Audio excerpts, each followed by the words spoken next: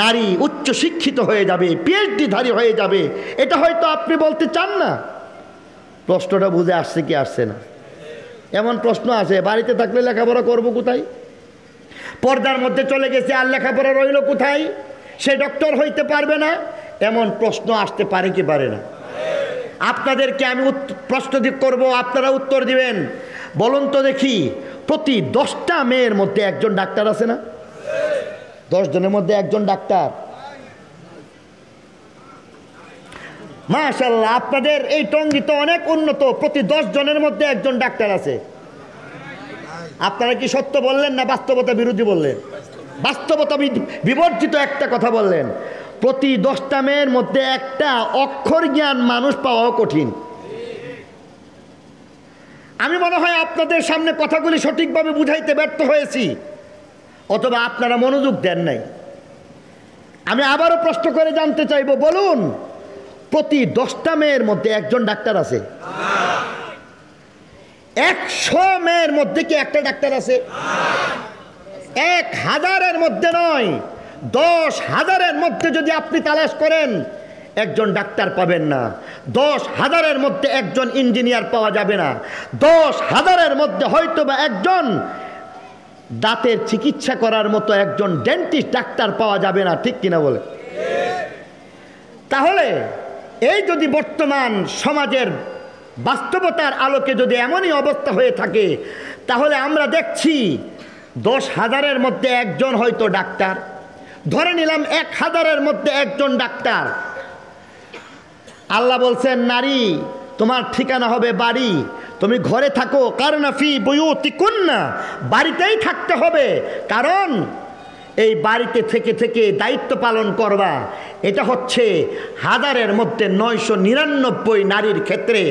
পক্ষান্তরে যদি এই 999 নারীর জন্য একজন ডাক্তারের প্রয়োজন, ইসলাম বলতেছে বিধিবিধান তুমি মেনে তুমি পর্দা রক্ষা করে ডাক্তার হয়ে যাও, কোনো অসুবিধা নাই। বিধিবিধান মেনে পর্দা রক্ষা করে তুমি ইঞ্জিনিয়ার হয়ে যাও, কোনো অসুবিধা নাই। বিধিবিধান রক্ষা করে শরীয়ত মেনে তুমি একজন কবিরাজ হয়ে যাও, কোনো অসুবিধা নাই। তুমি একজন ডিসি হয়ে যেতে পারো, কোনো অসুবিধা নাই। তবে ইসলাম ধর্মটাকে আগে মেনে নাও। তাহলে আমরা বলছি নারী ঘরে থাকবে, 999 জন নারী ঘরে থাকবে। প্রয়োজনের খাতিরে যদি একজন পর্দার মধ্যে থেকে নারী যদি বাহিরে চলে যায়, শরীয়ত লঙ্ঘন না করে, যদি তার জাগতিক কোনো শিক্ষার দ্বারা জাতিকে যদি উপকৃত করতে চায়, ইসলাম তাতে আদৌ বাধা দেয় না, ঠিক কিনা বলে? তাহলে অন্তত পক্ষে এতটুকু বলতে পারলাম, নারীর স্বাভাবিক নিয়ম হচ্ছে ঘরে থাকা। আর ডাক্তার হওয়ার জন্য, একজন ইঞ্জিনিয়ার হওয়ার জন্য, অধ্যাপক হওয়ার জন্য, অথবা উচ্চশিক্ষিতা নারী হওয়ার জন্য যদি প্রয়োজন পড়ে, ইসলাম কি বাধা দেয়? হযরত আয়েশা সিদ্দিকা রাদিয়াল্লাহু তাআলা আনহা একজন নারী ছিলেন, হাজারো সাহাবায়ে কেরামের উস্তাদ ছিলেন, ঠিক কিনা বলেন? হযরত খাদিজাতুল কুবরা রাদিয়াল্লাহু তাআলা আনহা একজন নারী ছিলেন, আরবের মধ্যে শ্রেষ্ঠ একজন ব্যবসায়ী ছিলেন, ঠিক কিনা বলেন? আয়েশা রাদিয়াল্লাহু আনহা যদি শিক্ষক হতে পারেন, খাদিজাতুল কুবরা যদি ব্যবসায়ী হয়ে যেতে পারেন, আজকের নারী ইসলাম হেফাজত করার পরে প্রয়োজনের খাতিরে যদি বাইরে বের হয়ে যায়, ইসলামের বিধি বিধান লঙ্ঘন না করে যদি এমনভাবে উচ্চ শিক্ষায় দুনিয়ার কোনো কাজের মধ্যে ব্যস্ত থাকে, আমাদের জন্য কোনো সমস্যা নাই, বরং এটাও খুব প্রয়োজন, ঠিক কিনা বলেন? আবার আল্লাহ বলেন, ওয়াকারনা ফি বুয়ুতিকুন্না ওয়ালা তাবাররাজনা তাবাররুজাল জাহিলিয়াতিল উলা। নারী তোমার 1 নম্বর গুণ হইবে তুমি বাড়িতে থাকো। নারী তোমার 2য় গুণ হইতেছে ওয়ালা তাবাররাজনা তাবাররুজাল জাহিলিয়াতিল উলা। বর্বর যুগের নারীদের মতো নিজেদেরকে প্রদর্শন করো না।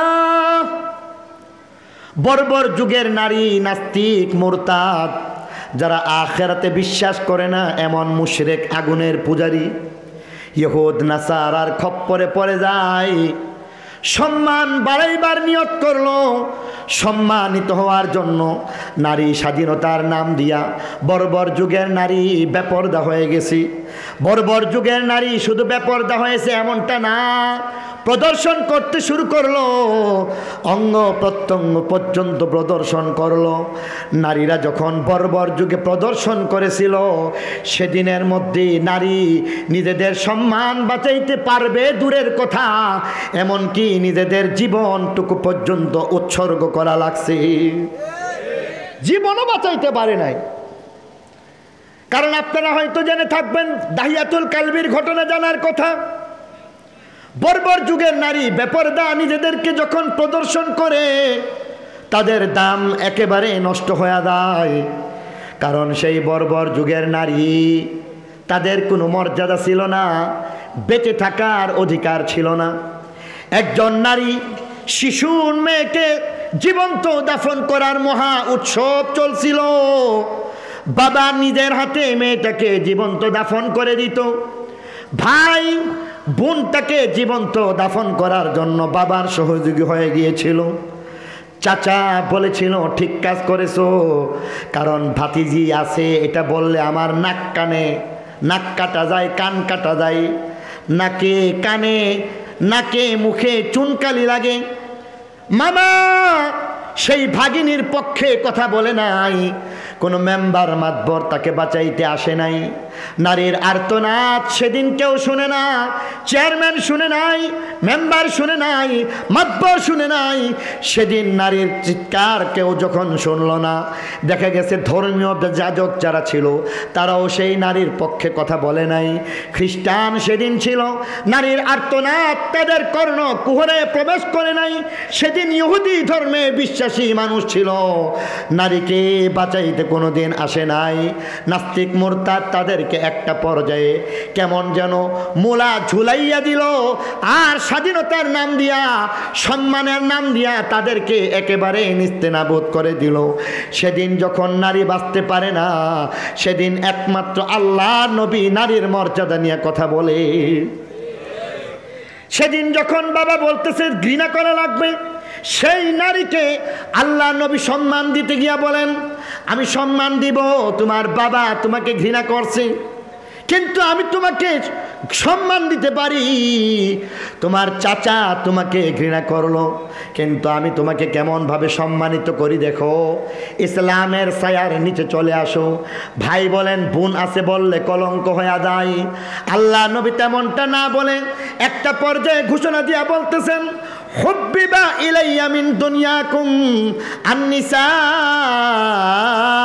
ওয়াত-তিব ওয়া জুইলাত কুররাতু আইনি আস-সালাহ। ওহে নারী, বাবা তোমাকে ঘৃণা করে, সমাজ তোমাকে বাঁচতে দেয় না, সকলেই যখন তোমার ভালোবাসার কথা বলে না, ভালোবাসার কথা বললে লজ্জা পায়, তোমার পরিচয় দিতে লজ্জা পায়, সেদিন জেনে রাখো আমি আল্লাহ নবী তোমাকে ঘোষণা দিয়া বললাম, নারী তুমি আমার মা, নারী তুমি আমার বোন, নারী তুমি আমার মেয়ে। এই কারণে আল্লাহ নবী ফরমান, আমি তোমাকে ভালোবাসি বলি সুবহানাল্লাহ।